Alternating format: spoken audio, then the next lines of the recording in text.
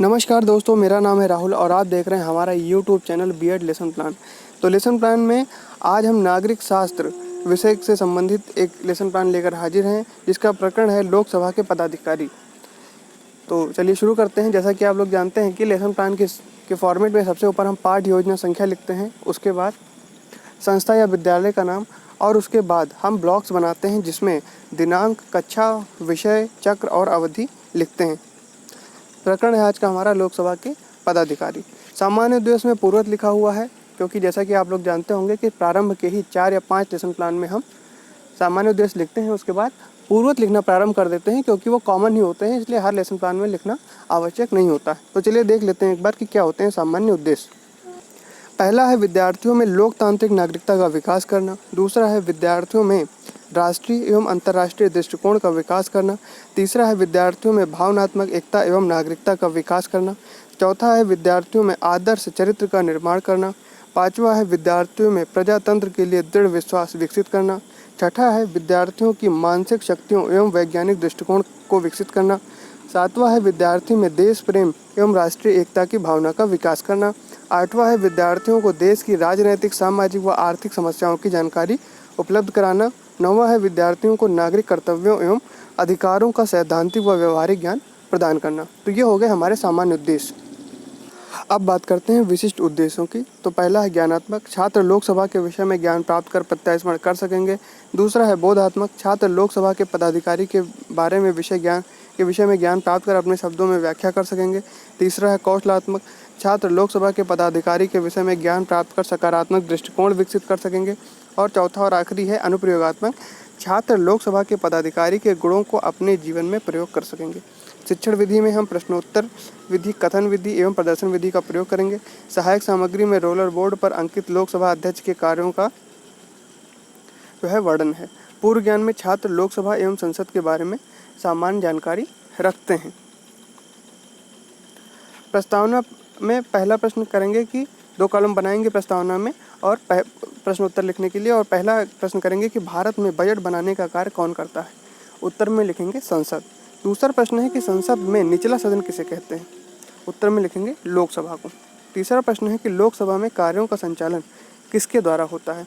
उत्तर में लिखेंगे लोकसभा के पदाधिकारियों के द्वारा। चौथा प्रश्न है कि लोकसभा पदाधिकारियों से आप क्या समझते हैं। तो ये हो जाएगा हमारा समस्यात्मक प्रश्न। अब उद्देश्य कथन में लिखेंगे कि बच्चों, आज हम लोग लोकसभा के पदाधिकारियों के विषय में विस्तृत अध्ययन करेंगे।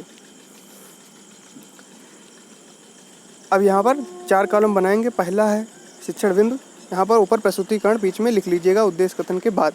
और उस प्रस्तुतिकरण में 4 कॉलम बनाएंगे। पहले में शिक्षण बिंदु, दूसरे में छात्र अध्यापक कथन, तीसरे में छात्र कथन और चौथा सामपट कार्य। तो शिक्षण बिंदु में पहला लिखेंगे कि लोकसभा अध्यक्ष एवं उसकी शक्तियाँ। तो छात्र अध्यापक कथन में प्रश्न करेंगे कि लोकसभा अध्यक्ष का चुनाव किसके द्वारा किया जाता है। तो छात्र कथन में लिखेंगे कि लोकसभा के निर्वाचित सदस्यों द्वारा। तो छात्र अध्यापक कथन में इसको और स्पष्ट करेंगे कि लोकसभा अपने निर्वाचित सदस्यों में से एक सदस्य को अपने अध्यक्ष के रूप में चुनती है। कार्य संचालन में अध्यक्ष की सहायता उपाध्यक्ष द्वारा की जाती है, जिसका चुनाव लोकसभा के निर्वाचित सदस्य करते हैं। आगे देखेंगे कि लोकसभा में कार्य का संचालन का उत्तरदायित्व अध्यक्ष का होता है। 17वीं लोकसभा के अध्यक्ष श्री ओम बिरला हैं। लोकसभा अध्यक्ष के कार्य निम्नलिखित हैं। अब यहाँ पर कार्य लिखे हुए हैं कि पहला है दोनों सदनों को सम्मिलित सत्र बुलाने पर उसकी अध्यक्षता करना। दूसरा है धन बिल का निर्धारण करना।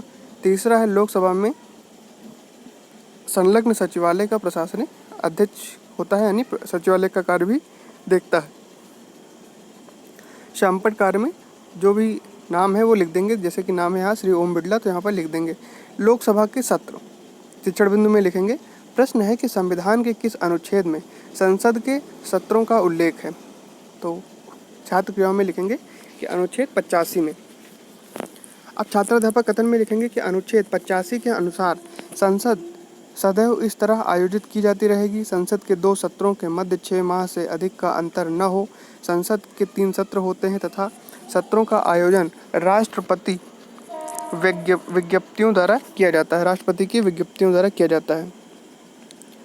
छात्र क्रियाओं में लिखेंगे कि छात्र ध्यानपूर्वक सुनेंगे। अब पहला पॉइंट है छात्राध्यापक कथन में बजट सत्र। तो सत्र वर्ष का पहला सत्र होता है जो कि फरवरी से मई तक चलता है। यह सबसे लंबा सत्र माना जाता है।